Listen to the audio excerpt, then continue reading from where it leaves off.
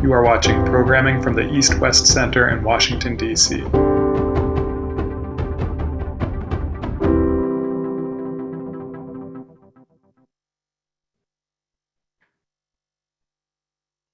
Well, good morning, everyone, and welcome. My name is Satu Lemay. I'm the Vice President of the East-West Center, and I also direct the East-West Center's Washington program. Welcome to this meeting on assessing US-ASEAN relations, the 2022 Special Summit and beyond. As you all know and are joining us to learn more about the Special Summit held in Washington, D.C. between President Biden and 8 of the 10 leaders of the ASEAN member countries this past week. And we are delighted to have an all-star cast of experts and government officials to brief us on the events and what we should look forward to. We're delighted to cooperate with American University's ASEAN Studies Initiative on this program. And we've had a long-running collaboration and cooperation, and we welcome them today. Before turning to our keynote speaker, let me invite the chair of the ASEAN Studies Initiative and professor at American University, Dr. Amitav Acharya, to make some brief remarks. Thank you, Amitav.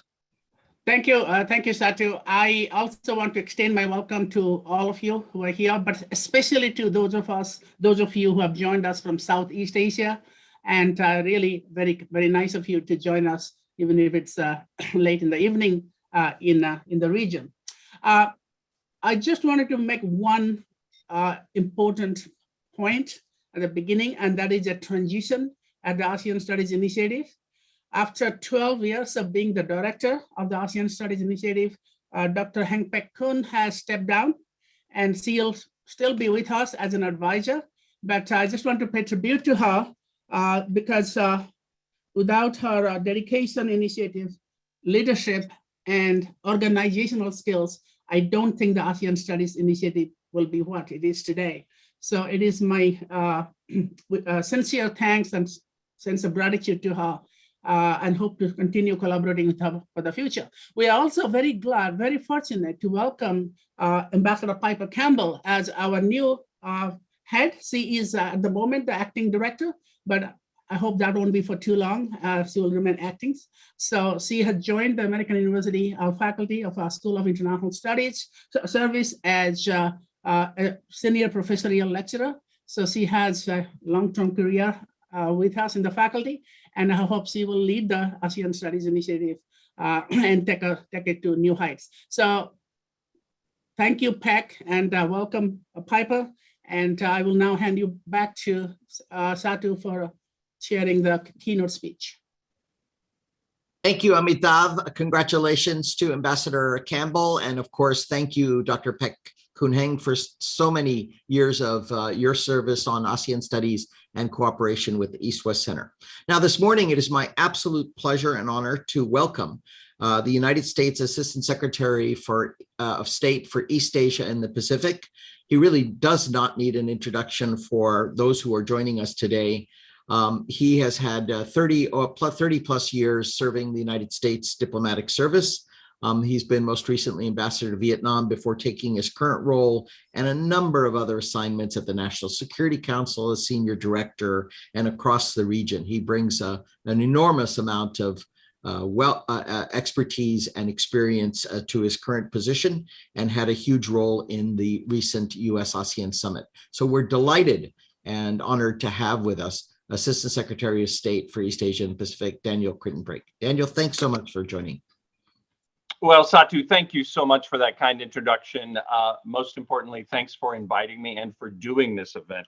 Really have been grateful to you, Sate, for your friendship and guidance and wise counsel over the years. And I know the East-West Center has played, such an important role in demonstrating why ASEAN matters for America, why America matters for ASEAN. And that could have been the theme, I think, of the US-ASEAN Special Summit last week. We thought the summit was incredibly successful, and that's what we were hoping to do, hoping to demonstrate very clearly to the American public and the American people why the ASEAN region is so vital to America's future security and prosperity. And conversely, we were trying to demonstrate again to our close partners in ASEAN why America matters for them. I'm really delighted to share some of the outcomes of last week's summit, and then talk a little bit about how it demonstrated the breadth and depth of our strategic partnership. We believe that the summit reflects the administration's commitment to our relationships in Southeast Asia and with ASEAN as an institution. We obviously have longstanding partnerships and treaty alliances with many friends across this vital region. And again, the summit underscored the importance of US-ASEAN cooperation to ensuring security and prosperity for our combined 1 billion people, as well as for the broader international community. So I viewed last week in many ways a celebration of the long history that we have together, the many things we've accomplished, and our bright future together. This was the first US-ASEAN summit held in Washington, D.C., and it was the largest in-person summit of the Biden-Harris administration. From my perspective, and I was honored to have a, what shall we say, a ringside seat for the entire two-day summit, we thought the event was a real home run. We commemorated the 45th anniversary of establishing the US-ASEAN Comprehensive Strategic Partnership, marked by expanded engagement on health, security, climate, transportation, and sustainable infrastructure, and women's empowerment, and more. Again, this is 45 years of relations with ASEAN. We were delighted in our outcomes document that we've announced that we are, in fact, going to upgrade our partnership to a comprehensive strategic partnership. We had high-level engagement. It started last Thursday with Speaker Nancy Pelosi's lunch with ASEAN leaders on Capitol Hill. It was followed by a fantastic business event hosted by the US-ASEAN Business Council and the US Chamber of Commerce. The president hosted the leaders at the White House for dinner on Thursday night. And then on Friday, we had a full day of dialogue at the State Department, hosted by the president, the vice president, and multiple cabinet secretaries, 6 total, I believe, cabinet secretaries. I thought that in the summit, the leaders had extraordinarily substantive and candid discussions, very productive exchanges on some of the most pressing issues that we all face today, including, of course, the crisis in Burma. You may have noted that we did reserve an empty chair for the Burmese delegate at the proceedings. And we thought that that empty chair represented not just the unfulfilled vision of the people of Burma for a democratic future, but also the regime's empty promises to the Burmese people. Our ASEAN colleagues agreed on the urgency of and the need to hold the regime fully accountable to the ASEAN 5-point consensus, including the cessation of violence and the pursuit of a peaceful resolution of the crisis. I think the leaders addressed a whole broad range of other issues, including the PRC's provocative actions in the South China Sea. They also discussed the DPRK's continued provocations, which are destabilizing not just in the Korean Peninsula, but threatens to destabilize the entire region. The leaders also talked very candidly about Russia's continued assault on Ukraine and the Ukrainian people, and on Ukraine's sovereignty and territorial integrity, and how that threatens the foundations of the international system. We're very proud of the joint vision statement that we negotiated with our friends in ASEAN. We thought it was quite powerful. It does lay out our vision for a freer, more prosperous, more interconnected, and more resilient Indo-Pacific region. Again, in it, I think you'll see very strong language on a host of issues from Burma to Russia, Ukraine, to maritime issues, to our cooperation on a range of transnational challenges, including climate change and combating the COVID-19 pandemic. We were also happy that when you look at that language and it talks about our cooperation, it also highlighted our close collaboration with other partnerships and groupings in the region, including the Quad, and our work together on the Quad vaccine initiative. In the joint statement, we also agreed to collaborate on sub-regional development, enhance our people-to-people ties, and many other issues. In addition, the United States released a fact sheet that outlined America's engagement and many of our new initiatives that we intend to launch vis-a-vis ASEAN. The fact sheet announced over $150 million in new initiatives. But I do want to underscore These were simply $150 million in new initiatives, and they build on the more than 12.1 billion US dollars in development, economic, health, and security assistance that we have provided to Southeast Asia and our friends in ASEAN over the last 24 years. And that includes more than $1.4 billion in humanitarian assistance. So we expect all of these new initiatives will mobilize billions more in private financing that will further deepen US-ASEAN relations, strengthen ASEAN centrality, and expand our common capacity to achieve our shared objectives. I think one more important outcome from the summit that I do want to underscore this morning, Satu and friends, is that President Biden announced that senior NSC official Johannes Abraham will be his nominee to be the new US ambassador to ASEAN. For those of you who know Johannes, you know that he is a world-class person. He is a longtime and very close aide to the president, incredibly capable. He understands better than anyone the president's foreign policy approach, and if confirmed, I am very confident he will be an amazing ambassador, and he will ensure ever closer and better communications between the United States, the ASEAN Secretariat, and ASEAN member states. Satu, I just want to underscore, maybe more than anything, I think the US-ASEAN Special Summit last week demonstrated America's commitment to ASEAN and to Southeast Asia. And that commitment extends beyond just leader-level engagements. But we did attempt last week to show tremendous respect to the 9 leaders from Southeast Asia who were present. We really tried to roll out the red carpet and show just how much we respect them and their countries and ASEAN as an institution. But of course, our engagement with Southeast Asia extends well beyond just leaders. And we tried to demonstrate that last week as well. Last week, we hosted a number of civil society roundtables with activists from the region, as well as an event with the region's diaspora community in the United States, which really, I think, underscores, again, our deep ties to the region. Our future as a nation, our economic, military, and diplomatic power depend on our Indo-Pacific diplomacy and our engagement with ASEAN. Also depends on our positive, affirmative, and proactive approach that we've laid out in our Indo-Pacific strategy. And again, that envisions a region that is ever more open and free, connected, prosperous, secure, and resilient. ASEAN is central to that. We strongly support ASEAN centrality. We strongly back the ASEAN outlook on the Indo-Pacific. As President Biden said at last week's summit, the ASEAN-US partnership is critical to meeting the moment we find ourselves in history right now. The President went on to promise that we'll continue to elevate this partnership and strengthen our cooperation to make a better, safer, and more prosperous world for all of our children. So Satu, let me stop there. Obviously, we thought the summit was a great success. Grateful to you for all of your support for hosting today's event. Look forward to learning from all of you. Thank you, my friend. Thank you so much, Assistant Secretary Dan. Thanks. That's really terrific. And I want to congratulate you and the administration for the persistence of scheduling and getting the leaders here amidst, a few things going on in the world. So really, congratulations for making it happen. I think that was an important marker.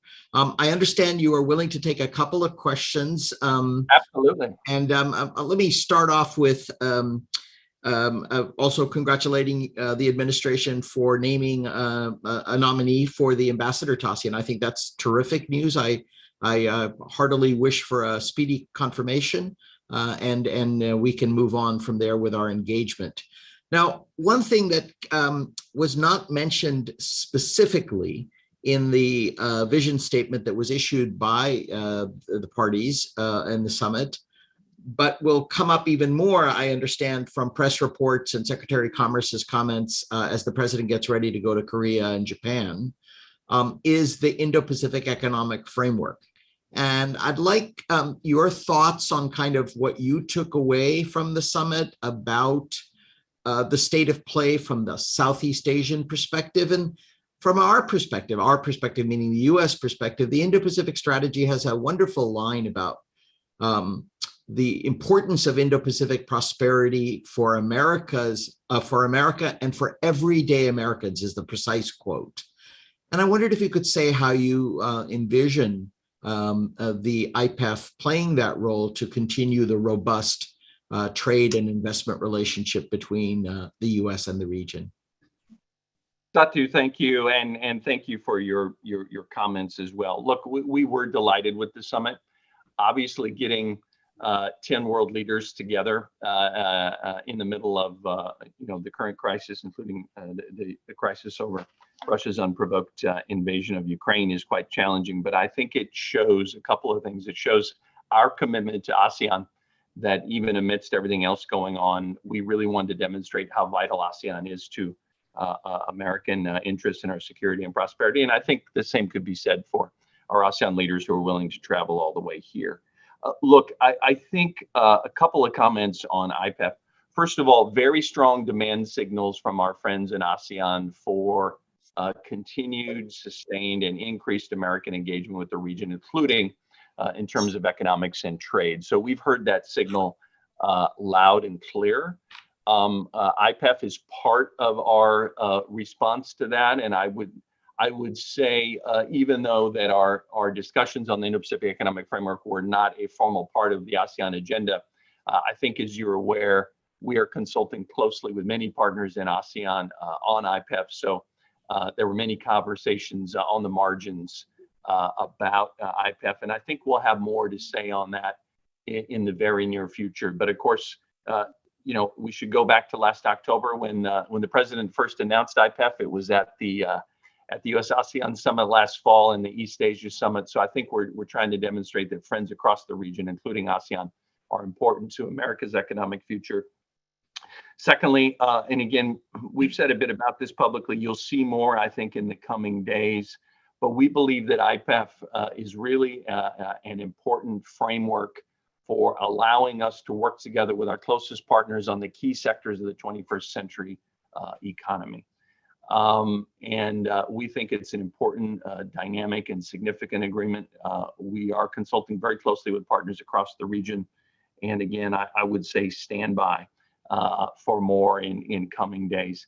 Maybe if I could add just another point or two. You mentioned that we've spoken about why ASEAN is so important to the United States economically, why it justifies launching something like IPEF. I asked my team to put together a few stats. In 2021, the United States had more than $430 billion in two-way trade with ASEAN economies, which I think is extraordinary.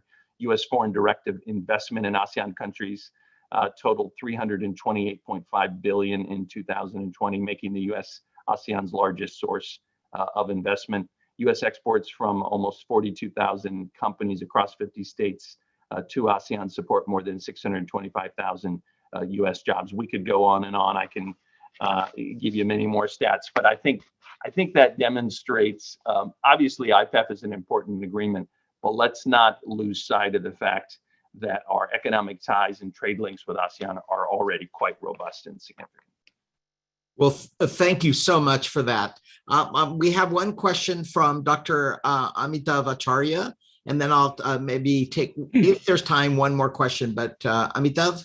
Yes, so the question to Assistant Secretary is about the empty chair. So the empty chair, of course, is Burma, Myanmar, and I looked at the joint statement, and I really didn't get anything that's really new about the approach to Burma, Myanmar, except reaffirming the 5-point consensus reached last April. But as we know, the consensus is not going anywhere. It hasn't really produced any change. In fact, things have become much worse. So a lot of the NGOs and observers are actually now asking that the US and the ASEAN countries should do something more intrusive. So what's your thought on that? And how did you approach the issue of Burma, Myanmar at the summit? Well, Dr. Amitav, thank you very much for your question and your comments. Look, the situation in Burma or Myanmar remains tragic, if I can say that. This truly is a tragedy that the junta has imposed on the people of Burma. And we continue to see the junta's brutality on display every day. We spent a considerable amount of time in the plenary sessions themselves discussing the situation in Myanmar, and having had the pleasure of spending 7.5 hours with our ASEAN SOMs in the closing negotiating session on the joint vision statement. We did spend a lot of time discussing the situation in Myanmar. I think if you look at the joint vision statement language, which you have, you can see we've expressed our deep concern over the ongoing crisis. We continue to state that the ASEAN 5-point consensus will remain the focus of our approach. And we also tried to demonstrate through the empty chair that we are going to remain firm, both the United States and our friends in ASEAN, in not relenting on our support of the 5-point consensus and our intent to hold the regime in Burma accountable. And obviously, it was ASEAN that first established this precedent of not inviting Myanmar at a political level to ASEAN summits until there is progress. Obviously, we're going to need to do a lot more than simply have an empty chair and negotiate strong joint vision statements. But I think you can see the outlines of what our approach is in the joint vision statement. It's continuing to take steps to place pressure on the regime to change course. And it's continuing to focus with our closest partners, especially in ASEAN, on humanitarian assistance. You'll also note that we express support for the ASEAN Special Envoy, our friend, Foreign Minister in Cambodia, but also for the work of the Special Envoy of the UN Secretary General on Myanmar. So, look, I would just say, Doctor, with respect, we didn't expect the US-ASEAN Summit to solve the crisis in Myanmar, but we did want to demonstrate our shared resolve and demonstrate clearly, including to Naypyidaw, that we are united on this issue and we're going to continue to take a very firm stance. I hope that's helpful. Thank you so much, Assistant Secretary Kritenbrink. I know your schedule is always so full, so we're deeply grateful for you taking the time, energy, and effort to join us this morning and to give us those very useful remarks to set the stage for the fireside chats that follow. And we wish you continued success. I'm sure you're getting busy for the upcoming presidential visit to the region. And we will... I am, as a matter of fact. We depart tomorrow, I believe. So Okay. Excited about that as well. Maybe we can talk about that as well. We're very excited about that too. And Satu, just want to say how grateful I am to you and the East-West Center for doing this, for inviting me. Great to see my good friend, Ambassador Piper Campbell, as well. Congratulations to her. Look forward to learning your conclusions from this event, and then maybe we can talk about the president's visit to Northeast Asia at a future date as well. We absolutely welcome it. It's a standing offer for you to have an East-West Center platform. And may I invite you, if you get a little rest from your duties, we'll invite you to come out to Hawaii as well and give a talk. So perhaps on your way back. You can't wait. Okay. You know, we're very interested in the Pacific Islands as well. Maybe we can think about doing something together in Hawaii on that. Thank you, my friend, and thanks to everyone. Thank you. Really appreciate it. Be well, Assistant Secretary. Thank you. Thank you, Sasha. Terrific, everyone. We're so grateful to have the Assistant Secretary, but now we turn to our wonderful experts as well. And I turn it over to Ambassador Piper Campbell, a good colleague and friend, and thank you for your cooperation in your new role, Piper. Looking very much forward to working with you and your colleagues at American University. Thank you, Satu. Thank you so much, Assistant Secretary Kritenbrink, for joining us and for those remarks. And thank you, Amitav, as well, for your kind remarks at the top. I'm very much looking forward to leading the ASEAN Center Initiative, ASEAN Studies Initiative at American University starting this summer. It's my pleasure to kick off our first panel with Marc Mealy and Mr. Ed Sim. And we decided that we would start with the economic pillar for this discussion, because as I think the comments so far have actually highlighted nicely, there is a strong demand signal from the region. And not only from the region, but also from US business organizations like the US-ASEAN Business Council and the US Chamber. So we're going to give both Marc and Ed a few minutes to sort of frame this discussion. And then we're going to really get into a nice a dialogue and have a real chat to try to explore what the summit actually delivered in the economic space and where people might feel that there's going to be more work needed in implementation and moving forward. So I am so pleased to be joined by Mr. Marc Mealy, the Senior Vice President Policy at the US-ASEAN Business Council, an organization with which I had the pleasure of working very closely when I served as the head of the US mission to ASEAN. Marc is an international economist by training and has over 20 years of experience in international trade. And he has an interesting background in that he's worked in both the executive and legislative branches and for an international NGO.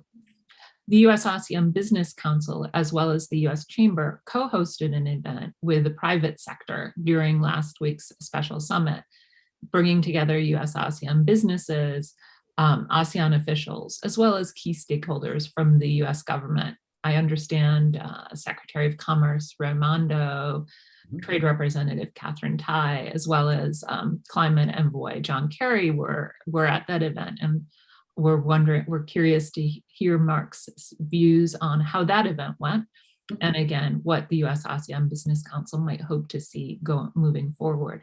We also are joined from Medan, I would note, by Mr. Edmund Sim, who is an international lawyer, a partner with Appleton Luff, who resides and works in both Washington and Singapore, and so perfectly kind of encapsulates what we're trying to do with this session by bringing voices both from the region and from Washington.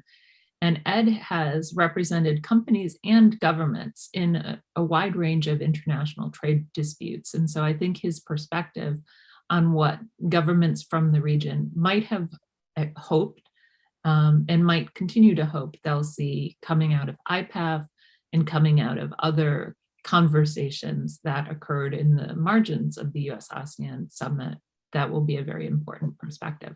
Marc, I'm going to ask you to go first, giving us some framing remarks, and then we will turn to Edmund.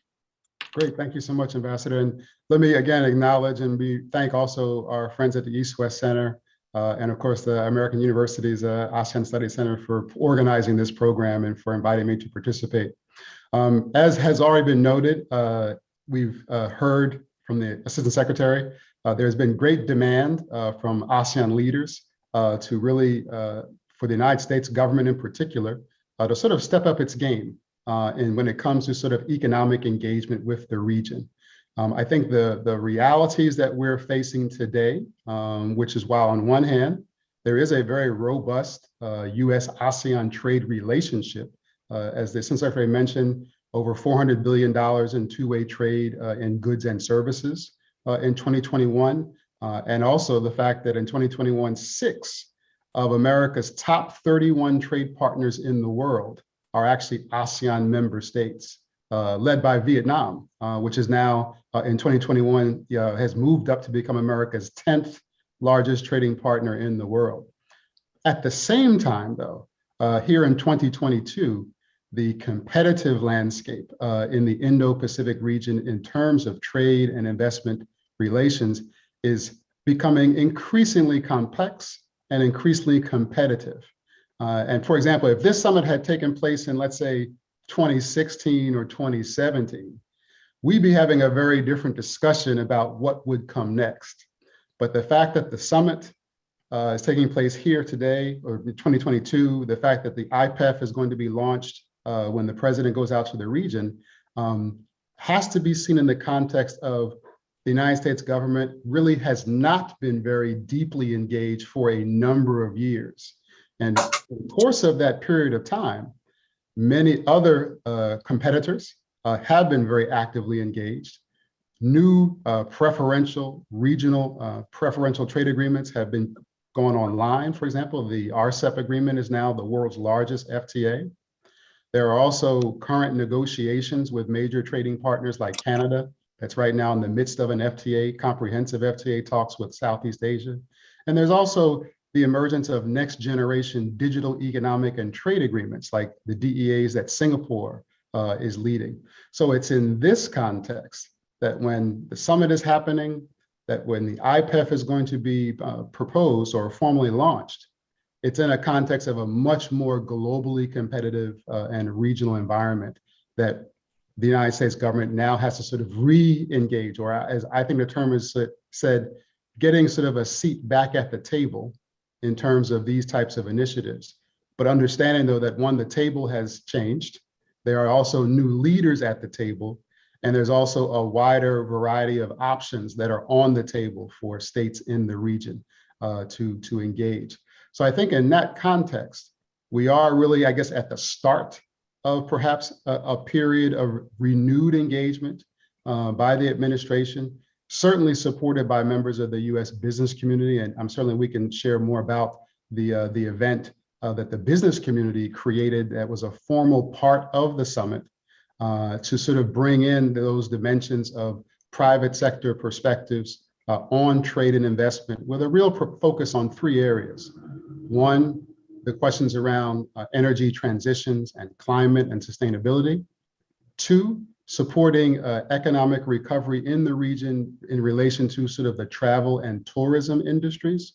Obviously, again, the beginning of sort of people being able to move across borders sort of in this post-COVID environment. And also three, the growing importance of ASEAN's digital economy, which really is one of the fastest growing digital economies in the world, and sort of the dynamics and relationships between US companies, US private sector players in that context of how to be able to plug in to this rapidly growing digital economy in the region. So that might be a good place to start. And certainly when we get into the Q&A and discussion, we can dive more deeply into some of the particular takeaways and really potentially some of the next steps that have to follow. You know, I was talking with an ASEAN ambassador in advance of the summit, and I asked him what ASEAN countries hope for. And one of the prime things he mentioned was actually the opportunities to engage with the US private sector. Mm-hmm. And I think that it's interesting to note how much ASEAN leadership understands the role and the importance of the US private sector. Ed, thank you so much for joining us. And I'm interested, as you think about the summit and as we look at the situation, what are your opening thoughts as we think about what was achieved and what perhaps was left on the table? Yeah, thanks for the introduction, Piper, and always great to hear from Marc and some of the other folks who are on this great program. And thank you to American University and the East-West Center. I think from the private sector and from clients like my client, where I'm here in Medan, I'm actually involved in representing a Indonesian palm oil producer, which is in a trade dispute with the European Union. So that goes to what Marc was saying about other regions engaging with ASEAN. As we think about what my own clients and what my own experience has been with the FTA and the regional economic integration efforts, I think the question of the economic pillar, because this presentation is built among the three pillars of ASEAN. The question is, what really is IPEF, and what are we going to see from the economic portion of our engagement? Mm-hmm. So I'm not going to be as negative. There's some people who have said that basically there were two empty chairs at the ASEAN summit. One was for Myanmar and one is for economics. I think that's very unfair, but I can see where that point of view has come across. I would liken it more to, the real question I would liken more to it with economics is, what was presented at the summit and what are we going to do? Is this going to be just the first course of a multi-course meal, or is this all we're going to get? Because if this is all we're going to get, then essentially what the United States has presented to the ASEAN partners is something like a meat substitute. Like what you wanted a hamburger, and instead you're presented with a Beyond Burger, or a Beyond Burger that doesn't even look like a burger. And you can say that, yes, it's good for you. A lot of the initiatives for digital and supply chain, they're good for you. You should do this. In fact, this is something you should have done already. And I think that if you go with that approach, you're overlooking the fact that, yes, we do have in the United States domestic concerns where it prevent us from offering the full, Big Mac or Whopper to the other side. But you have to understand from the ASEAN point of view, both from the governments and from businesses, they also have their own constituents. So if you're trying to say that, oh, you should do this for your own good and you would do it anyway, then their point is, yeah, that doesn't satisfy their constituents. So the real question is this the first course, or is this the many meals, or is this all you're going to get? Because if this is all we're going to be able to offer ASEAN, I think we're going to have some takers who are willing to swallow, this offering on economic policy, but the general take-up would not be as great as we anticipate. And I think we will be sorely, we will be missing an opportunity to expand and continue to grow our relationship with the region. So that's my initial thoughts on what came out of the summit last week. So I, for one, am a fan of Beyond Burgers, but I'd like to be optimistic, and I'll pick up on your optimism, Ed, and say, hopefully this is the first course. Hopefully we're going to go beyond where we are right now. And I'd love Marc's thoughts on some of the things coming out of the session that you hosted, some of the areas where we might be able to go beyond where we are right now.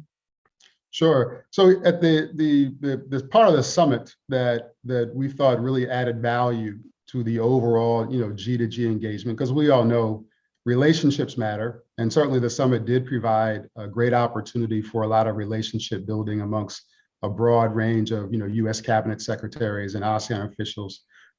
We haven't even touched on the fact that, as you can imagine, anytime you have a summit like this, you have a wide range of bilateral engagements. And so there were tons, again, of G2G bilateral conversations, which again are important.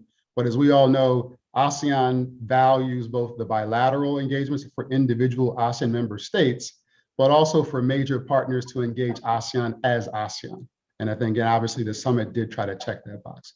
So in terms of the program with the private sector, we did have a 2-hour dialogue that involved a number of American corporate CEOs, the ASEAN leaders, as well as 2 cabinet secretaries, Ambassador Tai and Secretary Raimondo, as well as Special Envoy John Kerry. As I indicated, the conversation really kind of focused on, again, 3 topics.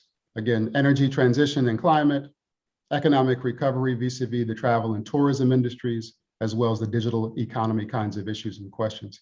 I think from the US private sector, the primary focus was on highlighting both opportunities, whereas energy companies want to maybe begin to invest more in renewables or cleaner energy infrastructure in Southeast Asia, what that really requires in terms of financing, what it requires in terms of rules and policies and regulations to sort of make those longer term investment.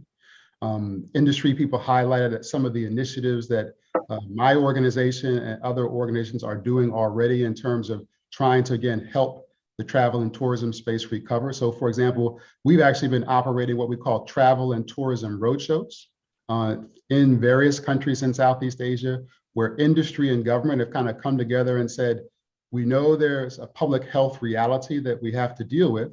At the same time, we want to encourage, obviously, the return of livelihoods, so to speak. And how can we do those things safely? And the industry has been able to put on the table where we think standardizing certain types of rules, best practices in the tourism industry and for travel, there's ways of beginning to move that industry forward. And I think in terms of digital development, again, with ASEAN growing so rapidly in this space, a number of sort of our digital tech companies, whether they be in finance or whether they be in tech purely, are continuing to raise, again, opportunities for sure, but also to highlight that we do remain challenges from a sort of a policy and regulatory level. As we all know, every country is sort of on their own national digital journeys and coming at obviously at different levels of development. And so as governments, whether they be regulators who are trying to figure out, a good privacy law or how to approach cybersecurity, how to find that good balance that allows for certain public policy objectives in terms of digital economy development to be worked on, but at the same time done in ways that encourage, again, innovation, encourages investment. And here we're talking about things like how can we make sure data can move securely and safely and freely across borders? So these were some of the types of sort of US business concerns and again, and opportunities that were put on the table with the leaders. It gave the leaders an opportunity to respond, and certain government leaders chose to respond again on energy transition, where they're seeing the needs, whether it be in terms of new technology access, whether it be in terms of human resource development, and obviously in terms of the digital space. Again, there's lots of questions about how to sort of build that institutional and regulatory capacity in order to really understand how fast technology is changing. The kinds of challenges that we know our own government and our own society is wrestling with. ASEAN leaders highlighted some of those concerns as well. But nonetheless, I think it was a great opportunity as part of the summit to kind of at least put into the formal program some discussion at a high level about economics and about trade. And as the Assistant Secretary mentioned, IPEF was not a particular topic of discussion because, as we all know, IPEF is not purely a sort of an ASEAN-focused initiative. Nonetheless, I think it was very clear. We got two clear signals, I think, from the ASEAN member states on IPEF when it goes forward. Number one, there should be a way for IPEF to be perceived as an inclusive regional economic initiative. And I think from the ASEAN perspective, a number of leaders highlighted that they would like to see an IPEF that at least is open to the participation of all, well, perhaps not Myanmar, but all ASEAN member states that would be interested in sort of joining that particular framework. I think that was a very important message that the ASEAN member states articulated. And then we'll have to see with the launching of the IPEF next week and subsequent activity in that space, how well the US government is able to respond to that message. Yeah, and I actually had a question on that, and I see Satu has his hand up, and I know we only have a few more minutes for this session, but I wonder, and Ed, I wonder if you have any thoughts on this particular question. It's somewhat awkward that not all the ASEAN members may qualify for or be interested in the conditions likely to come up in the IPEF. And what does that do to ASEAN solidarity? Well, I think,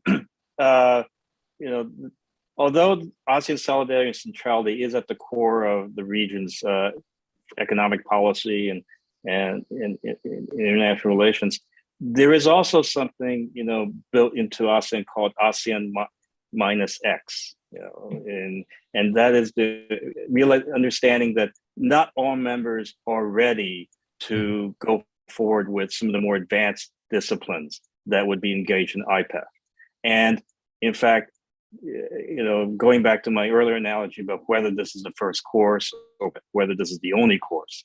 And I think, we've had these discussions about linking the newer disciplines, the newer economic issues to traditional market access, okay? And that, of course, that package of the new and the old was, of course, the TPP, now called the CPTPP.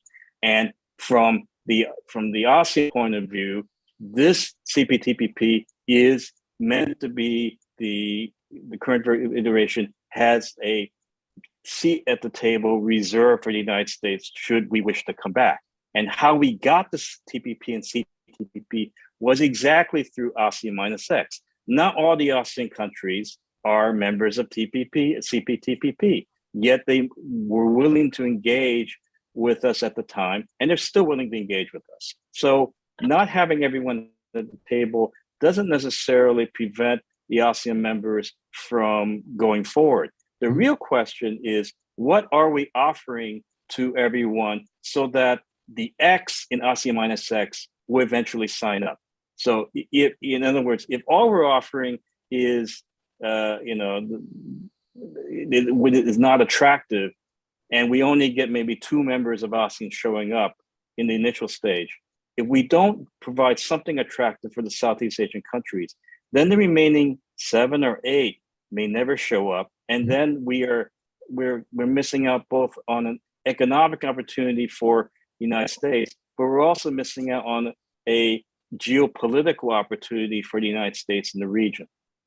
And just to chime in that quickly, I think Ed's point is so spot on. And that was why my initial point was there are so many other initiatives that are already in place. Yeah. And other initiatives that are being currently negotiated as we speak. So the menu, the competition is already there. And as Ed said, if certain countries feel like I already have 10 things on my menu, if IPEF doesn't offer sort of a net new opportunity, I'll probably just continue to work on the things that I'm already in, so to speak. And you know, something I find fascinating is that a Gallup poll from March showed that Americans actually are becoming more positive about trade and about the opportunities from trade. And so I hope that perhaps the administration kind of catches up with that and becomes more open to broader and more ambitious trade objectives. Satu, I want to take your question. Yeah, thank you, Piper. That's great. And Ed and Mark, as always, so engaging and brilliant insights. Couple of things to clarify. Mark, you said you had two key Southeast Asia ASEAN messages you took away. One was there should be a path in IPEF to be inclusive and open to all. I didn't catch the second one, so that's just a factual point. And I want to just push for the sake of this discussion a little bit on this issue of all ASEAN must join, and this competitive and complex environment. The table has changed, as Mark said. I think, Mark, you and I have discussed this over the years. Ed, you and I have been in many sessions discussed. Let me just throw an alternative, just a way of testing this proposition. Sure, the region is more complex and more competitive, but that very complexity and competition has the net impact of raising standards on just the key areas we want to raise standards on, particularly vis-a-vis private sector role that Mark described in the three areas, could in fact, not by government fiat or government policy or government negotiation, slowly lift up the standards as which private sectors from European Union, Japan, Canada, and others. So the net effect is where we want to go, even if the tool is not ours. So I want to push that a little bit and see, is that sufficient? And second, in this same spirit of kind of testing the propositions, why does everyone from ASEAN have to be in? Isn't that, I mean, we're talking about next generation standards in, look, there are many pillars of IPEF. I'm not sure what the final announcement will say, but we know that at least in three areas, clean energy, digital, and tourism and travel, less so, these are pretty high standard next generation areas. And not everyone is eligible either for CPTPP or for IPEF or for an FTA or particular agreements in TIFA. Why must we include? Why is ASEAN the only region where we have to include everyone? If they all want to sign up to RCEP, God bless and go forward. If some of you want to dock on to CPTPP, wonderful that your domestic politics make that possible. Just laying that out there for your responses.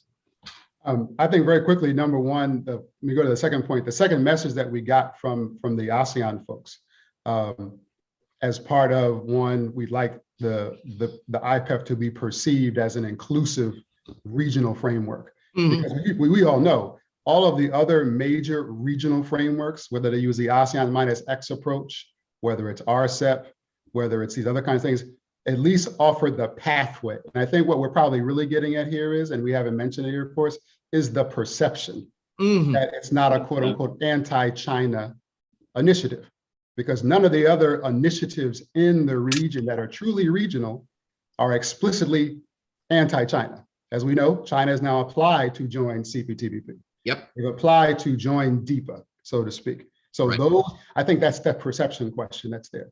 I think you've hit the nail spot on the head in terms of there are a wide range of initiatives, both by governments as well as businesses, that are elevating standards, that are pushing the evolution of rules and regs, et cetera, et cetera. in a competitive environment, I think the question for, let's say, the US perspective or US business community is, in that competition, where there are other initiatives being led by other countries, both within the region, but potentially also influenced by other major partners, do the next generations of rules and regs get created without, quote unquote, the US government or US private sector input into the formulation of those future rules? For example, I think like in the digital space, and when I talk to people in the region, I'm hearing that the DEPA, the Digital Economic Partnership Agreement, is becoming a bit more popular amongst governments in Asia as a potential pathway that is perceived as inclusive, has maybe an ASEAN minus X dimension to it, maybe better fits to how individual governments are approaching sort of their national digital economic development journeys. Long story short, I'll go out on a limb. DEPA 10 years from now may be the basis for the digital version of RCEP one day, okay? Just as a source of influence of how things are evolving over time. America's not in DEPA. America's not in RCEP. So therefore, how does America get to participate in those processes? I will close with this. I think the administration recognizes sort of this competitive landscape. And I think the administration, when it tries to look at the individual modules, and we could talk about the trade module, which I think will be the most complex one because it tries to weave digital, environment, labor, and a bunch of other things. But I think it'll be clear that the administration should pull in perhaps examples of these other initiatives and try to make them part of the IPEF negotiation process if they want to then bring in, I think, or make it perhaps politically more feasible for more other countries in the region to say, okay, we can participate in IPEF because you want to pull in, the chapter on data privacy from the US-Japan bilateral agreement as the basis for how we would create a segment on privacy. So I think that would be a very smart and pragmatic reality check for the administration going forward. Thank you. And to quickly address the question of doing these things is good. So even if we're not really the instigator of that, that's true. Generally that's true. However, we again are missing out on the opportunity. Economics, cultural, security, they're all part of the same package that we need to offer to the region. The war in Ukraine shows that you cannot just rely purely on a security relationship. We are now out, in the midst of passing a massive aid bill to Ukraine, and that's economics. So we've got to be able to offer both. You have to, it cannot just always be dependent solely on the security relationship. We've got to offer all three things. Otherwise, having an unbalanced approach to the region can have long-term repercussions and has had long-term repercussions to our ability to operate in the policy space in Southeast Asia. Well, Ed, I think you just laid the table very nicely for us to hand over to Satu and the next session, which is the political security pillar. Thank you, Ed. Thank you, Marc, so much for participating with me in this discussion. My pleasure. Thank you. Well, thank you, Piper, Ed, and Marc. That was terrific. And now we turn to our discussion of politics and security elements of the summit and, of course, of the ASEAN project, that pillar of the ASEAN project. And we have three very distinguished folks with us. We have Mr. Murray Hiebert, needs no introduction, author of a recent book on China's relations with the region, amongst many others. He's at senior associate at CSIS, as you all know. Cheng Chui Krek, who's had an associate professor at the Center for Asian Studies at the National University of Malaysia. Cheng Chui, great to see you again as well. And we have from Thailand the long-serving expert and Bangkok Post journalist Kavi Chungkitavorn. So welcome to you all, and let's take it away. The full bios are in your program, and in order to give them maximum time, let's just move right to Murray and ask for some initial comments, and we'll go from there. Great. Thanks, Satu and the East-West Center and Amitav and the American University ASEAN Studies Center for the kind invitation. I'm going to just pick a few highlights to talk about from the political security side. I think the one thing I want to start by saying is it's been said by others, but it's a really great thing that after a 5-year hiatus, when ASEAN relations seemed somewhat adrift, that this summit finally happened. It's like, a pregnant woman finally being able to give birth to a baby. And that's sort of like how it seemed for the last bunch of months, over a year now under Biden. But like Ed Sim said in the previous panel, this is only the first course, and it's going to require 11 more courses and an elaborate Chinese dinner. And the other thing I'd like to say is that about a general comment is that ASEAN keeps saying the US is missing. And it's been saying this since the Vietnam War ended. But frankly, it's not always easy for the US to figure out what this diverse grouping actually wants in trying to find ways to cooperate on economic and security issues.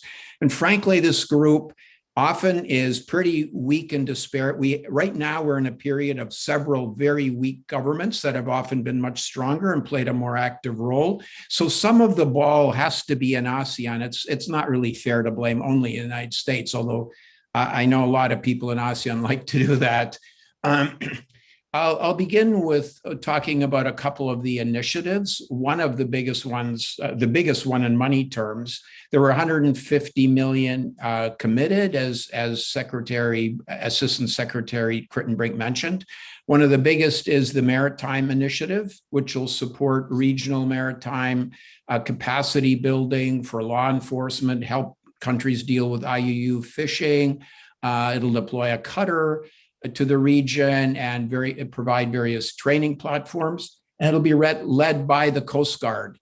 And I would guess, China was barely mentioned in the summit intentionally, I guess, by all sides. But this initiative, the Maritime Security Initiative, is probably one that gives China some of the most heartburn. I know it's already been said about Johannes Abraham being appointed ambassador. I think this is a fantastic idea. We have, it's obviously the seat's been empty since the end of the Obama administration, but with Johannes being the chief of staff in the National Security Council, very close to Biden, it's going to be possible for somebody to be pushing and shoving on ASEAN relations who has direct ties into the Oval Office. And I think that could potentially be quite significant. Then there are also a bunch of bilateral initiatives that I think are merit mentioning, because they do indicate a little bit of some of the stuff going on around the edges. But one of the relations that has been drifting for decades, hope I'm not exaggerating, certainly for a long time, is the US-Thai relations. And with the first inaugural integrated 2+2 meeting, this could go a long way in trying to start resetting drifting relations. I know a lot more has to be done. One meeting is like a canary in a coal mine. It doesn't really solve all the problems. Another one that some people have pointed out is really interesting is the semiconductor supply chain agreement with Malaysia. I know it's economics, we finished with that, but I want to just mention that this development was pretty, it was perceived with some anxiety by China as having much broader implications. And some in the state media in China has carried stories about this agreement being part of IPEF, and it's an effort by the US to pick off a few ASEANs for a US-led semiconductor alliance against China. Probably nobody in the US government or ASEAN thought about it in advance, but at least it created a little heartburn in Beijing. The other thing which really isn't quite part of the summit, but it happened during the summit, is that President Biden called President-elect Marcos to congratulate him and for his election. And I think this is going to probably help at least set a tone for better relations. Marcos has had tough relations over the years for obvious reasons. He inherited, is taking over from a regime, the Duterte regime that's had a lot of trouble with the US. Maybe this will give a bit of a start. It's clear Marcos is close to the Chinese, but maybe this gives a bit of a start to getting relations back on track. And then another thing that's probably peripheral also is that a Deputy Secretary of State, Wendy Sherman, met with Prak Sokhonn to talk about the Ream Naval Base, which I know it gives more heartburn in Washington than in ASEAN, but I thought it's a good thing to have mentioned. And about the Myanmar empty chair, in addition to US officials meeting with the NUG, the National Unity Government, some ASEANs also met. Malaysia is the only one that's admitted it so far publicly, but I understand from others that there were others that met as well. And I'll conclude with a few comments on the deferred decision to upgrade relations. I know Assistant Secretary Kritenbrink talked about this as already being a fait accompli, but the vision statement talked about delaying the move from a strategic partnership to a comprehensive partnership until November. And this comprehensive strategic relationship has already been done by ASEAN with Australia and China last year. This, just having talked about it, probably cleared the air for Biden to go in November. It cleared the political air, but there's another political storm on the horizon, and that is the US midterm elections that are happening around the time of the G20, APEC, and ASEAN meetings in Indonesia, Thailand, and Cambodia. And that probably means that Biden is not going to go. I would bet there. And this finally on that same point, it's interesting to note that the Prime Minister of Vietnam being viewed often as one of the closest US friends in the region, said publicly that Vietnam wasn't really ready to upgrade ties. And he also said that Vietnam, he said this at the ASEAN, he said it several times, but at the US-ASEAN Business Council, US Chamber breakfast, he said with USTR Tai sitting there, that Vietnam was not yet ready to join the IPEF, that it really needed to see what is in this. And he suggested that maybe the USTR Tai might want to consider putting the US back into the CPTPP, which does suggest that even a country that's close to the US, like Vietnam, is under a lot of other pressure beyond its pressure from the United States. So with that, I'm going to stop, and I look forward to comments from my friends Cheng Chui and Kawi. Thank you. Thanks so much, Murray. Let's then turn to Cheng Chui. All right. Thanks very much, Satu, and also Amitav for including me in this panel, this webinar. It's great to see so many friends and also familiar faces, even though just virtually. So in the few minutes that I have, I'm going to make 3 points, and that are the 3 types of policy gaps in a US Southeast Asia perspective. And some of you might be wondering, why talk about policy gaps when the prevailing mood of the day is actually to highlight and to celebrate the accomplishments, the achievements of from the Special Summit. I can say that, of course, I'm following Satu's footsteps. In 2005, he has a famous article about minding the gaps. So what I'm doing is exactly what he was doing some 18 years back.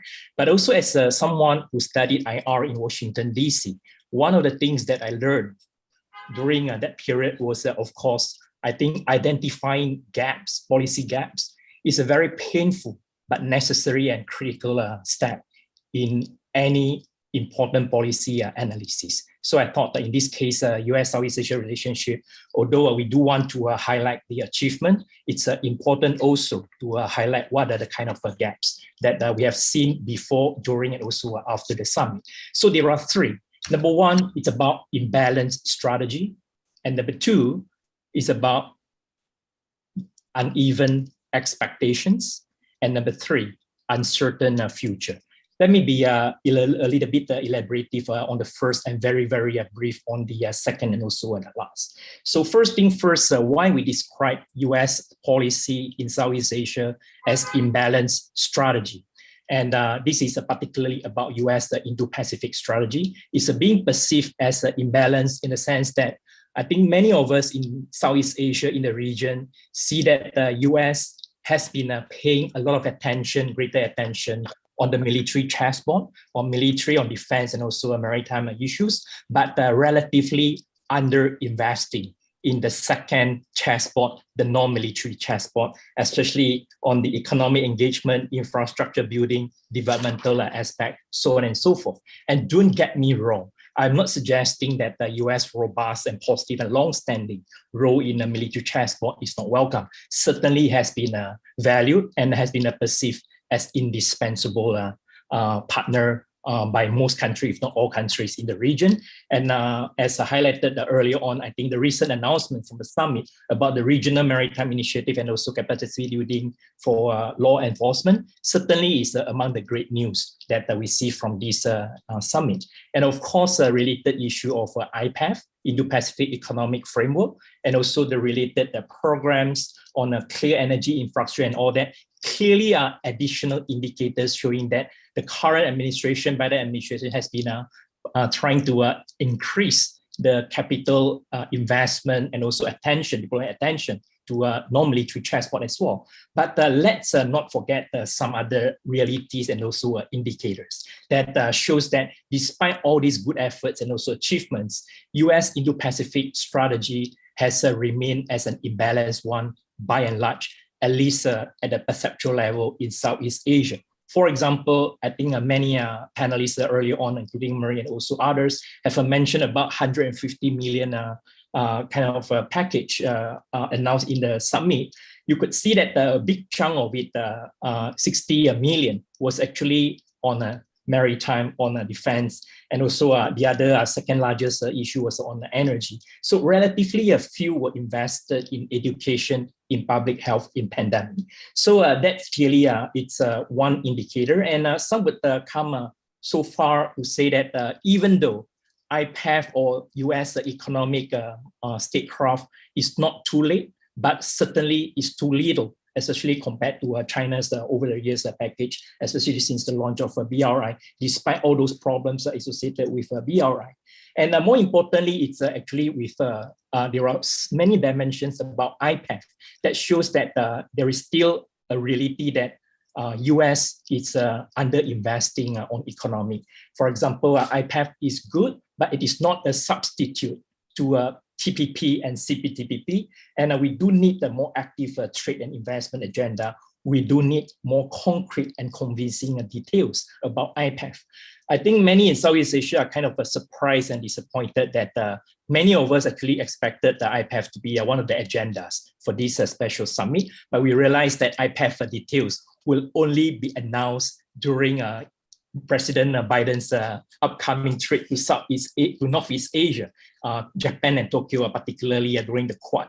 And here brings me to the second and also the last, and also the third and the last gaps that I want to highlight. That is, in Southeast Asia, we think that there is an uneven expectation in the sense that ASEAN and ASEAN-led mechanism is only seen, despite the emphasis about ASEAN centrality, so on and so forth, we are still being seen as the less important in the eyes of United States policymakers, because greater attention will always be given to other non-ASEAN options, Quad, AUKUS, so on and so forth. But there are, I would say that this uneven expectation is mutual, in the sense that the US certainly is also expecting ASEAN to be stronger on it when it comes to issues like South China Sea, on Russia-Ukraine war, and also on Myanmar. But clearly, ASEAN countries are not ready to do what was expected by Washington, D.C. because of neutrality, because of centrality, and also stability. We can go in and go on and on, but I think that it is quite a widespread sentiment in Southeast Asia that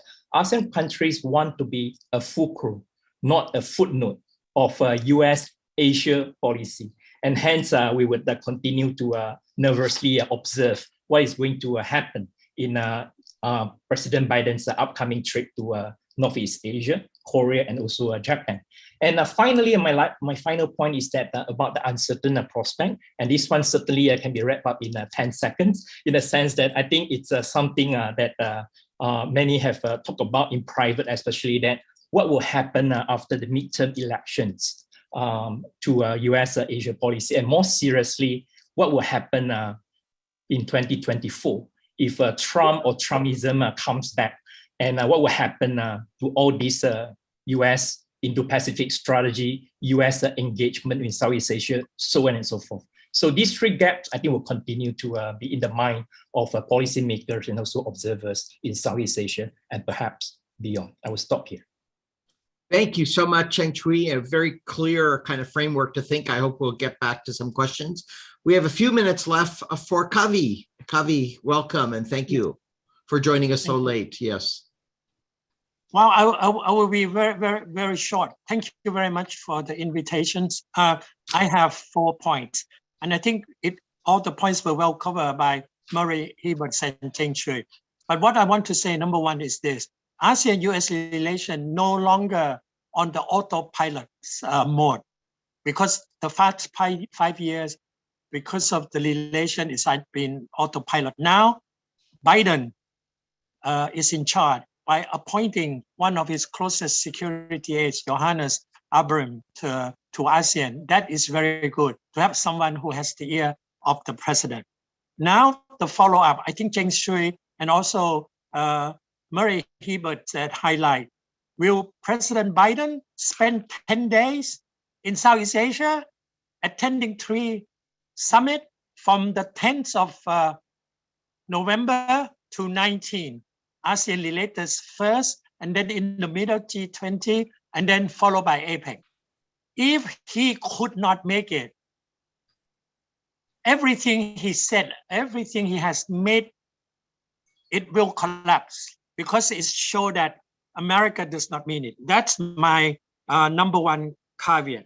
Number two, I think for the first time, Americans leadership really established rapport, spending times in Washington. Altogether is about 10.5 hours. Even with that quality times, our Cambodian friends said that the time is too short, have to spend some more.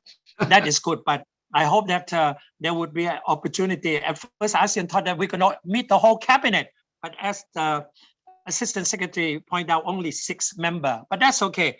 So the other points that I would like to highlight is the synergy between ASEAN outlook on the Indo-Pacific and Americans' Indo-Pacific strategy. For a long, long time, since 2017, ASEAN was unhappy with American FIOP. And Americans was pragmatic enough, keep changing, make adjustment, so much so that it was well reflected in the joint vision statement this time with 2 words. The word synergy. Actually, ASEAN hate the word synergy because ASEAN think that its own outlook for Indo-Pacific is independent and has nothing to do with what America is doing in Indo-Pacific. Now, because of the attention that's been given by the Biden's and this focus and attention, ASEAN kind of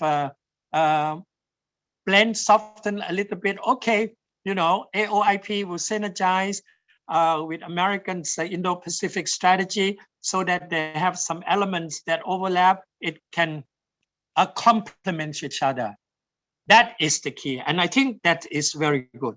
My third point is Myanmar issue. We don't mind, actually. America can meet with NUG, but please, for Buddha's sake, don't supply weapon.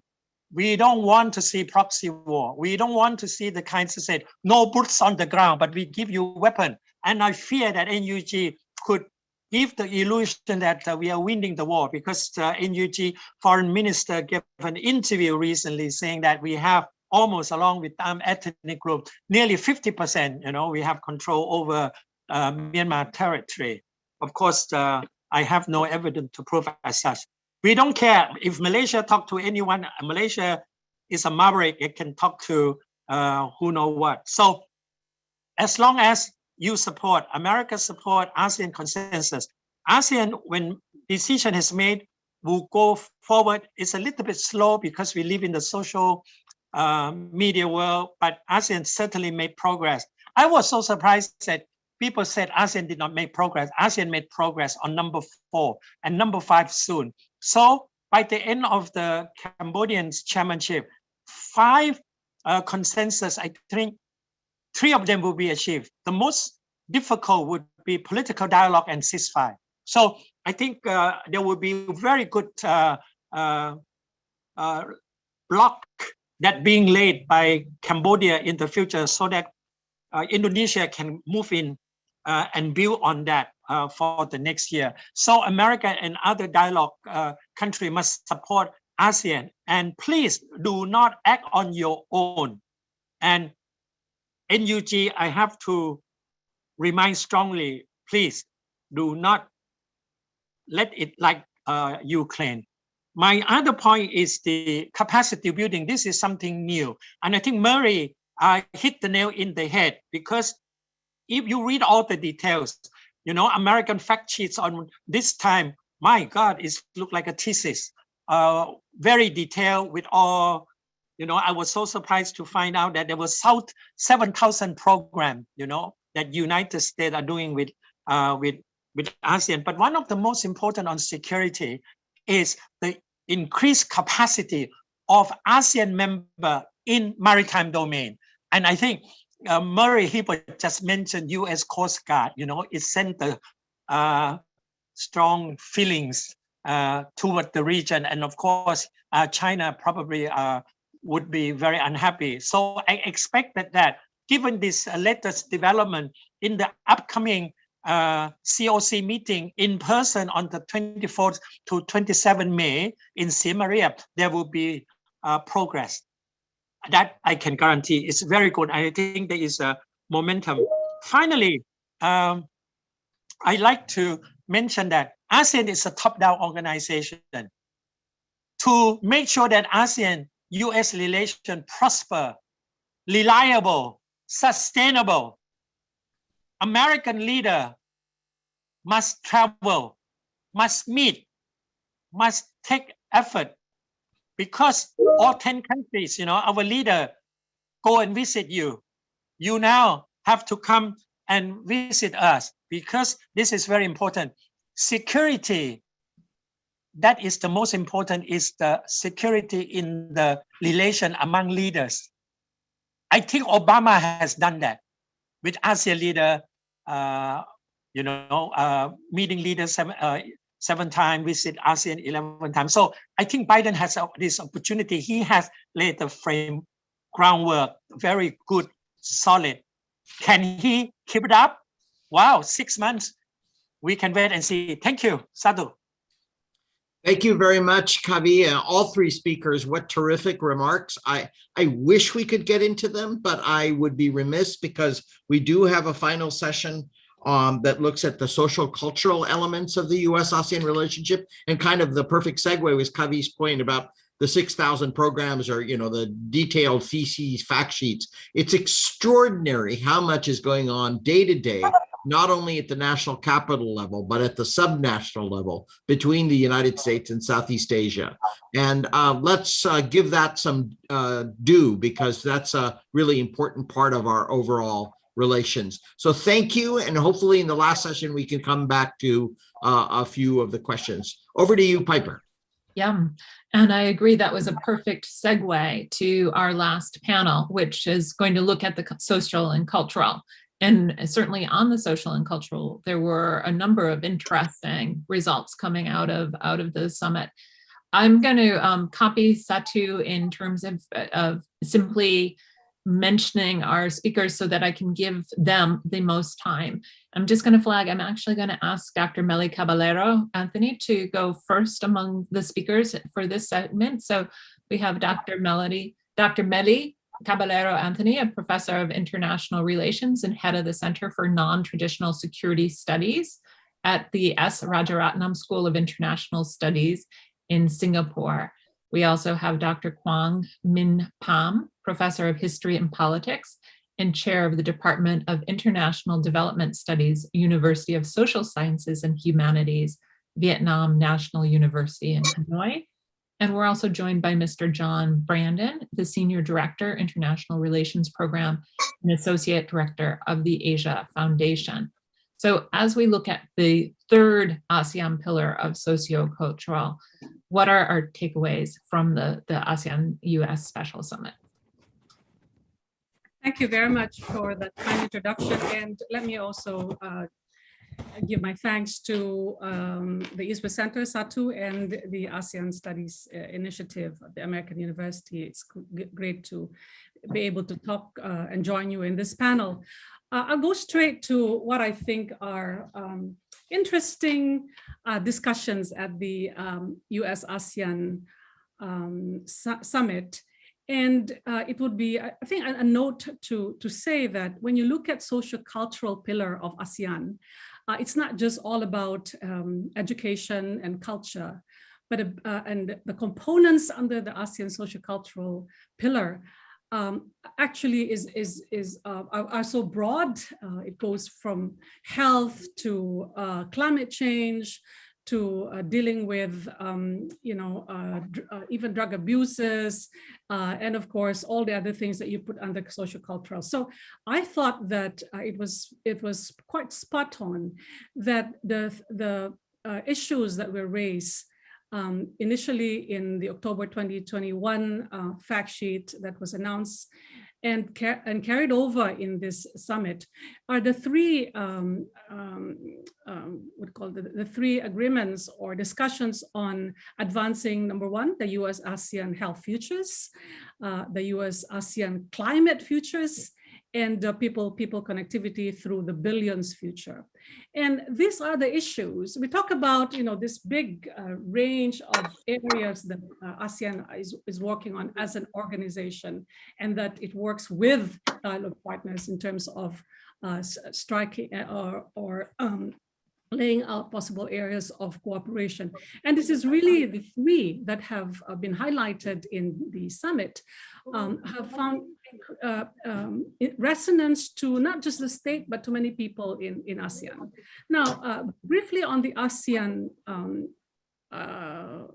US-ASEAN climate futures, I think it would be, it is interesting that there is now an initiative, although the amount that was indicated on looking at enhancing the disease surveillance in the region through the CDC center in Vietnam has received 5 million in its capacity building. That is a very important initiative because it actually supports a very important agenda in light of what's happening in now with the pandemic. And one of the things that the pandemic has actually shown is the need to increase disease surveillance as part of the pandemic preparedness agenda. And I recall during the Obama administration, the whole emphasis on health security that looks at preparedness, response was very much there. And that, of course, got somehow lost, during the Trump administration. And now it's coming back. And this is where you find that great, meeting of the minds between the region and the US, because the US, of course, doesn't just have the capacity in terms of, but it also has the technology in working together with other partners like the WHO. And in this regard as well, the announcements about improving, for example, training and strengthening public and healthcare workforce in the region is a very welcome development, because as we can see, and as revealed by the COVID-19 pandemic, anything that is long drawn will, of course, burden the health systems of many countries in the region, whether you are more developed or less developed. And strengthening public health capacity is known to be one of the pillars that must be strengthened if the region were to kept safe and secure. We're talking about security. So in a way, this US-ASEAN health futures sort of balances the thing that Kwek mentioned earlier about the imbalance when you look at the Indo-Pacific, because there's too much emphasis on maritime security and obviously the perception of the containment of China. So this provides a good balance. And similarly to the US-ASEAN health futures is also the US-ASEAN climate futures. And this is where I think when compared to other dialogue partners of ASEAN, at least from what I can see in the statements, the emphasis, for example, on investment in clean energy infrastructure, the talk about helping in forest future initiatives, things about reducing methane emissions, etc., etc. I mean, if you are a client, if you're interested in the extent to which actions and programs and actions on mitigating climate change, you would appreciate the contribution that a big country like the US can give to ASEAN countries. And it's not just the technology. Technology is there, it's abundant, but the promise, of course, of bringing in private involvement, the private sector, where there is that enables the financing of this technology to be adopted. I think it's very important because there's a lot of talk about what to do, all this national determined contribution, but then ASEAN and other developing countries will say, yeah, fine, you have all these huge pledges that we have to make, a lot of commitment, but where is the financing? So the question is the extent to which this is going to be realized, right, is really very important. And which brings me to an important point about, with all of these announcements, US-ASEAN health futures and the US-ASEAN climate futures, unlike dialogue partners, for example, like China, right, there's no overarching mechanism that coordinates this.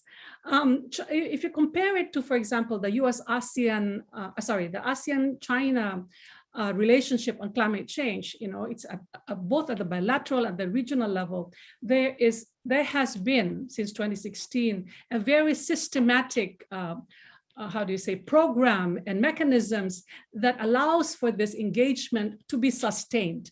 Now, Kavi talked about when there's a change in the politics of the US, will the US interests go down or will the US commitment also go down? And this is something, I think, to make this relationship stronger and to make this relationship more meaningful, particularly since you're hitting the right notes as far as the interests of ASEAN countries are concerned. Where is that overarching framework? I note in the 2021 discussion or in the fact sheet, there was plans of elevating environmental ministerial meetings or even the health. And I think it's a very good start. And you should start it very, very soon, because this is really something that, when you talk about, fine, we need to be able to contain China. Maritime security is a very important issue for the region, particularly when it comes to territorial competition, etc. But what are the more existential threats, security threats that many of this, that confronts not just ASEAN, but the wider region and beyond? We all talk about climate change and dealing with health issues like the pandemics.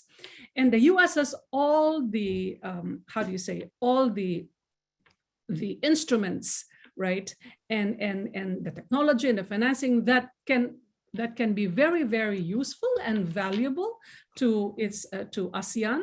And and working on this together, I think, help advances and enhances this bilateral relations. And together with that, I don't want to preempt what Ellie, I'm afraid I'm going to cut you off because I'm just conscious we're coming to the last moments of our session, and I do want to make sure that so I apologize for interrupting. I think That's it's great that the US and ASEAN are elevating their relationship. I'm going to, just for everybody, we're going to continue 5 minutes past our designated hours so that we can at least hear from Dr. Kwong and Mr. John Brandon. I'm afraid we're not going to be able to take any questions, but we will look at the questions and see if there's anything to follow up on. I'm going to go to Dr. Kwong first, and then we'll end with Mr. Brandon. Dr. Kwong. Thank you very much for giving me chance to talk at this very important webinar. First of all, I would like to thank you, Dr. Sato, for inviting me, and especially Dr. Amitav Acharya, a long friend. 10 years ago in Vietnam we met, and he knows that I am now in New York at Columbia University as a Fulbright. So being here in New York, I'm so happy to see the meeting. According to President Joe Biden, it's a historic summit, and it's created a new era of partnership between the US and ASEAN. So I'm so happy to witness, the comprehensive agenda of the US towards ASEAN.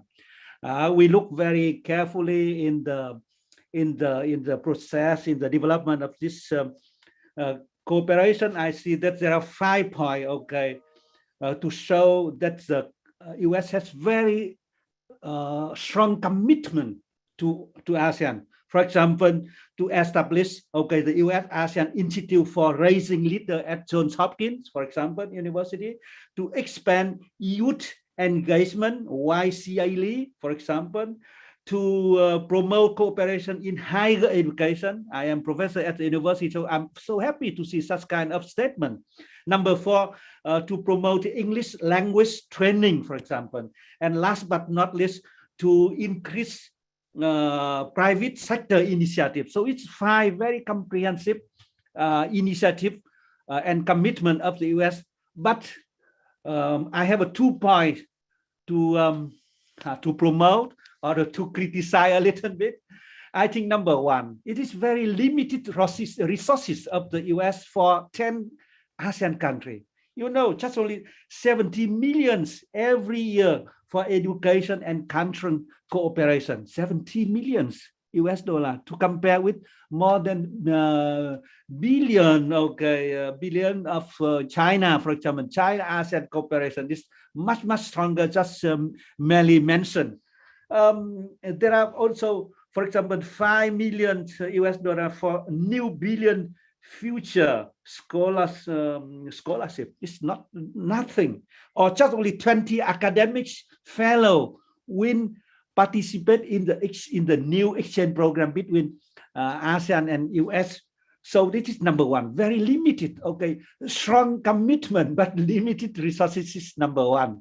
Number 2, in education, I think that I would like to see the mutual cooperation, not only to bring ASEAN academic and student to US, but on the other side, I would like, as professor of the university, I would like to see more academicians and students from US to come to ASEAN, right? Because in my class, I don't see any or very few students from the US or professor from the US. We would like to have, any sustainability exchange must be mutual, not one way from ASEAN to US. It's okay, but millions and millions youth people in ASEAN would like to have more students from the US. Number 2, it would be better to support the inner within ASEAN. To bring students from Cambodia, Laos, and Myanmar, and Philippines to Vietnam, and from Vietnam to others. It's within ASEAN. It's very important. ASEAN would like to promote connectivity, but they cannot do it. Why the EU is strong? Because they have Erasmus. The Erasmus program can bring exchange students within EU country. ASEAN cannot. And last but not least, I think there is very few mention about the country cooperation. No country here.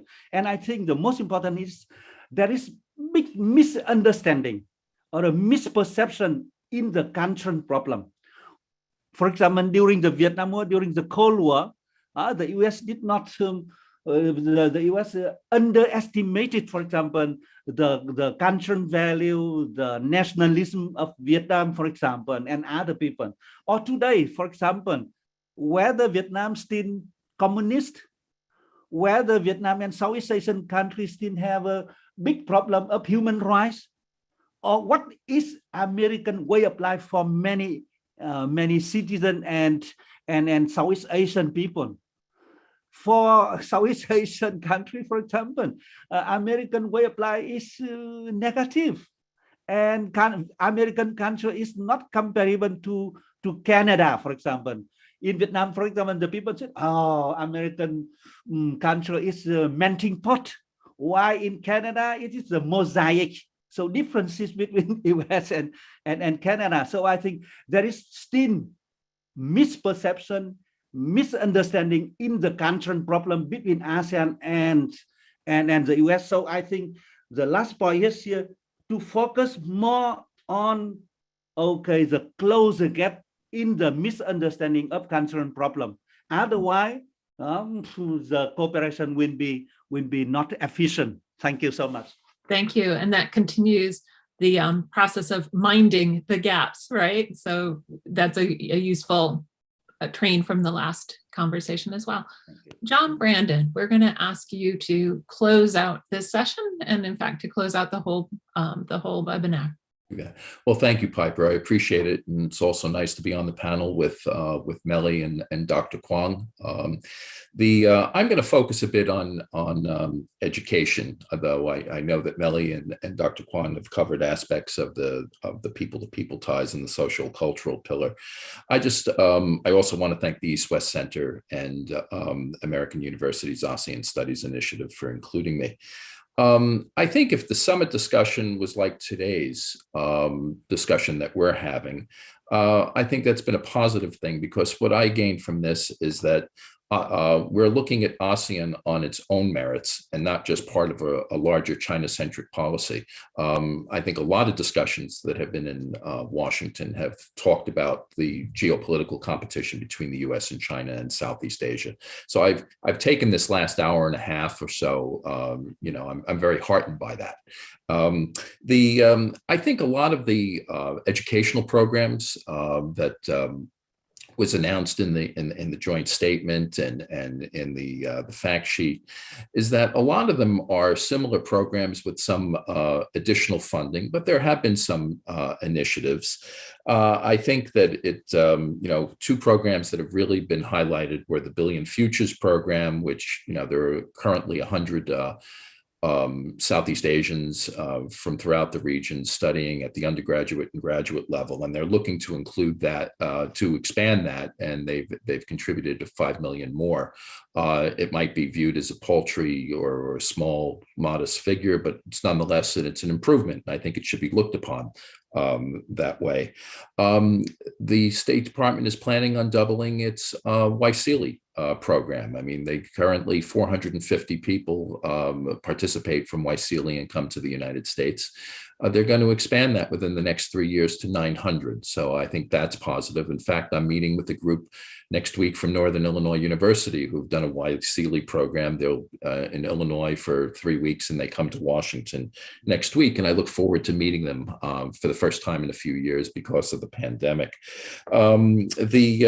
The State Department, to take Dr. Kwong's point, the US-ASEAN Visiting Scholars Program, they're looking to double that. And I agree with you, Dr. Kwong, we should have more Americans going to Southeast Asia like we're having Southeast Asians come to the United States. They're also, the State Department is also expanding the English language programs in Southeast Asia, and say, well, why is that important? Well, if you look at it, ASEAN is the official language used amongst the grouping. So building capacity for hundreds of thousands of English teachers throughout Southeast Asia to teach the language where people from ASEAN can best communicate, I think is important. The Waisili now has 155,000 alumni. What will that be? That's in a little over a 10-year period. How many will there be? I would think that we're talking maybe about 500,000 in about a 10-year period. So I think that's important. The foundation has had the opportunity to implement some programs on the future of work in ASEAN through the U.S. Embassy of Singapore, and also on ocean jobs for a sustainable future through the U.S. Embassy in Timor-Leste. And this was done virtually because of COVID-19. But I think I'd be remiss if I didn't talk about private sector initiatives that can complement these efforts. U.S. companies have announced new initiatives to create opportunities for education, training, and enhancing skills throughout Southeast Asia. Google has given a $4 million grant to the Asia Foundation in supporting a program we call Go Digital ASEAN, which will support 200,000 small and medium-sized enterprises in Southeast Asia with the skills to help them grow their businesses. And Google's collaborating with the State Department to build digital literacy among youth in Southeast Asia and at American spaces throughout the region. Talking about Myanmar, because you could feel that country is going to be left out particularly in this pillar. But the U.S., to their great credit, the US-ASEAN Business Council Institute has launched the Myanmar Scholarship Fund to support students who are here in the United States who have been sort of caught because of the political turbulence in their nation, and to provide financial assistance to those. There's approximately about 5,000 students from Myanmar here in the United States, and I think that will be very helpful. Just prior to the summit, the U.S. announced an initiative, but it's going to be supported by the private sector. It's called the US-ASEAN Institute for Rising Leaders. It's going to be 30 ASEAN officials that come and study at Johns Hopkins School of Advanced International Studies for a 10-year period. It's a small number, but it's something that you can look to build on. And the fact that the private sector is willing to support this endeavor is, I believe, important. So as we move forward, it's important for the U.S. government and the private sector to work together to create public-private partnerships to foster and strengthen U.S. Southeast Asia relations through ASEAN. And I think I would also want to say that maybe these are all different types of programs, but I think it would be important to bring together officials from the U.S. government, the private sector, non-government organizations, think tanks, and universities to try to create an overarching strategy on how to bolster this socio-cultural pillar. And I think that would help to allow the United States to have a bigger bang for its buck, whether it's U.S. government funds or private funds. So with that, let me end there, and thank you very much, Piper. Thank you. Thank you, everybody. Satu, thank you, East-West Center. And Satu, I'm going to hand over to you to close.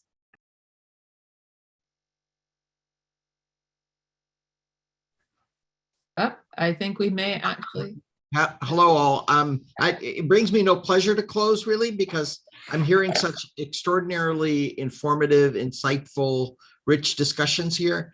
But unfortunately, we're already 12 minutes over our time.